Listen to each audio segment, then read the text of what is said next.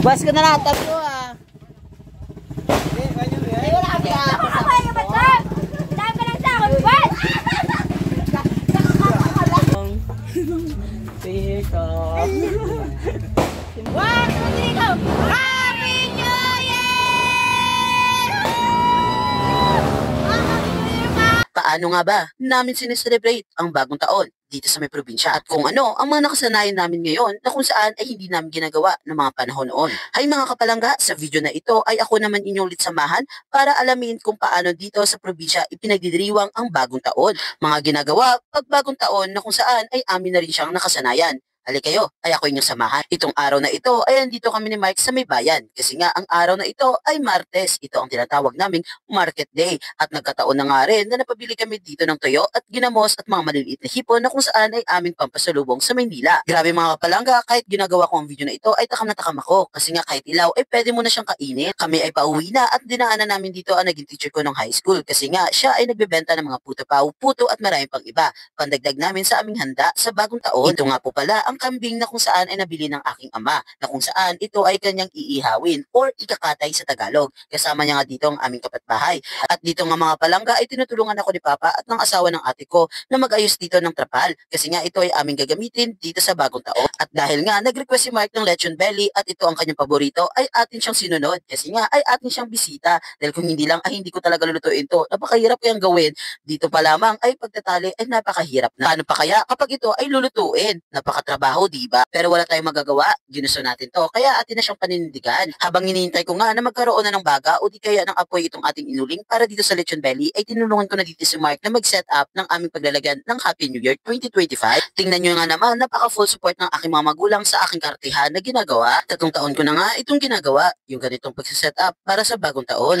Bago kasi ako na magkaroon ng trabaho, pinangako ko sa sarili ko na kapag ako ay magkaroon ng trabaho, kapag ako uuwi, ay may regalo sila at may pagganito ako kapag bagong taon. Masaya ako dahil sa 4 na taon na aking pagtatrabaho ay 3 taon ko naman itong ginagawa kasama sila. Na kapag umuwi ako ng probinsya ay may pagganito na ako. Kailangan ay merong ganito kasi nga dati ay naalala ko nang nakikita ko sa iba na gumaganito sila kapag bagong taon. Na sobrang busy nila kapag bagong taon at may pagganito pa. Kaya ang sabi ko sa sarili ko ay dapat ay magkaroon din ako nito.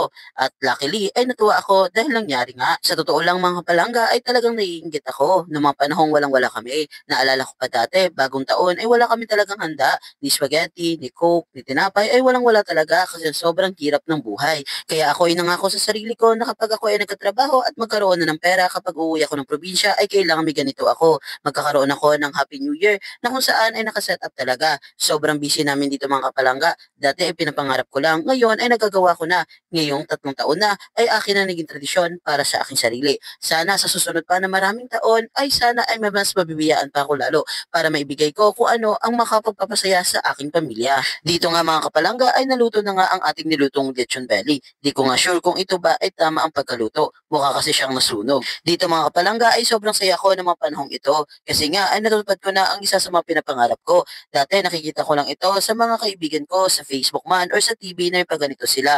Ngayon ay meron na rin kami. Naalala ko pa noon kapag ganitong bagong taon ay nasa bahay lang talaga kami. Pero kapag merong celebration sa may plaza sa harap ng bahay like Christmas party ng mga youth ay sobrang siya namin. Pero madalas ay natatapos kami ng alas 10 kasi kailangan na namin umuwi sa kanya-kanya naming bahay. And then kapag hindi pa alas 12 ay natutulog muna kami. Saka kami gigisingin din ng mama at papa at sasabihin alas 12 na. Pero kapag walang celebration sa may plaza ay nasa bahay lang talaga kami. Maaga kami natutulog. Pagdating ng alas 12 saka lang kami ulit gigisingin ni mama at papa at sasabihin sa amin na alas 12 na. Gising na kayo dyan. At kapag ganyan mga kapalangga ay nasa bahay lang talaga kami. Hinihintay namin matapos muna ang mga nagpapaputo. At kapag tapos na ang putukan saka lang kami lalabas ng bahay saka kami pupunta sa mga kaibigan namin. Ang gagawin namin ay magbahay-bahay kami. Uso sa amin yung magyakapan at saka magalikan. Ang hangin, ang masamang panaginip, kaya't bigyan mo ng puwang ang puso mo. Nalulubay,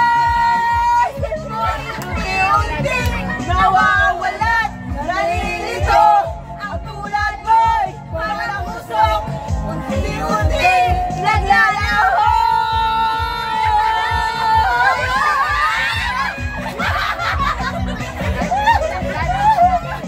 Habang kami ay naghihintay na mag-alas 12 at bago buksan ang mga regalo na ibibigay ko sa kanila, ay nagpalaro muna ako para naman ay hindi sila mabagot. Ito nga mga kapalangga, ang aking mama, sobrang excited talaga siya dito. Very competitive, ika nga, dahil gusto niya talaga makuha ang 100 pesos.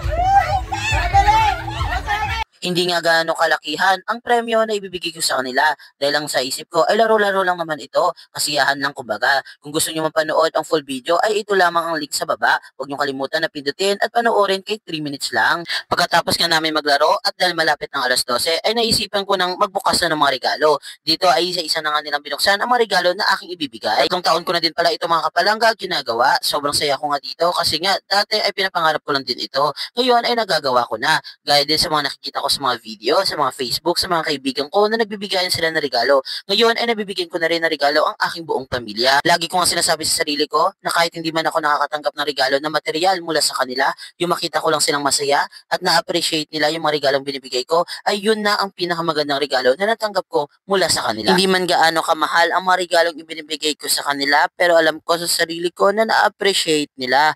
Ang sabi nga, 'di ba, it's the thought that counts. Ang mahalaga ay naalala ka.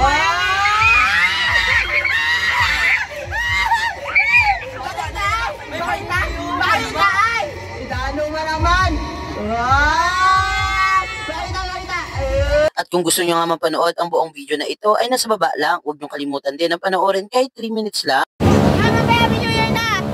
1, 2, 3, go! Happy New Year! Happy New Year ka!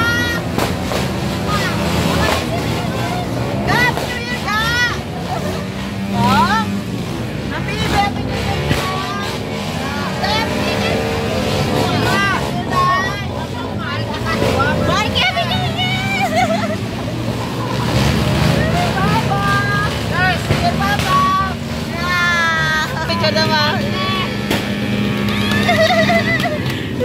Mata sa guala to.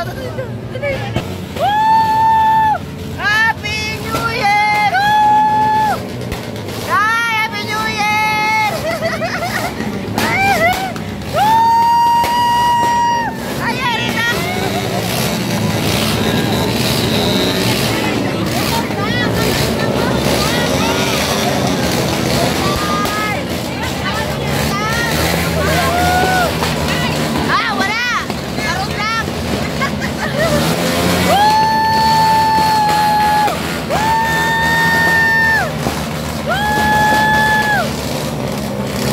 Sa totoo lang mga palangga, hindi ito dati ang aming ginagawa. Kapag bagong taon dati ay nasa bahay lang muna kami, naghihintay kami na matapos ang mga nagpapaputok. Kasi nga dati ay uso pa ang mga nagpapaputok. Ngayon kasi talaga ay pinagbabawalan na.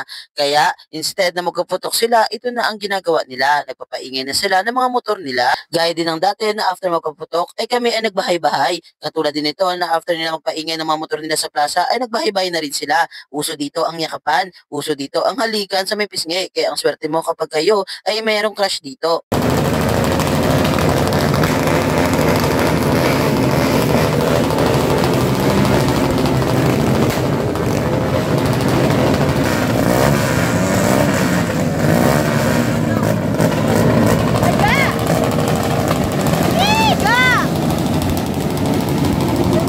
Ito ang sinasabi ko na kung saan ay nakasanayan na namin dito na kapag bagong taon ay nakasanayan na namin na magyakapan at maghalikan. Kaya ikaw kapag meron kang crush ay naku pagkakataon mo na talaga ito. Puntahan mo na siya dito kapag bagong taon ay pagkakataon mo na siyang mahalikan at mayakap. Ito na nga siguro ang masasabi kong naging tradisyon na namin dito sa may probinsya na kung saan ay amin na siyang nakasanayan na kapag bagong taon ay uso dito ang yakapan at halikan. Pero sa pisngi lang ha, sa inyo ba? Ganito din ba ang ginagawa nyo kapag bagong taon? Pa-comment naman dyan sa may baba. Ito nga ang aming family photo sa taong 2025.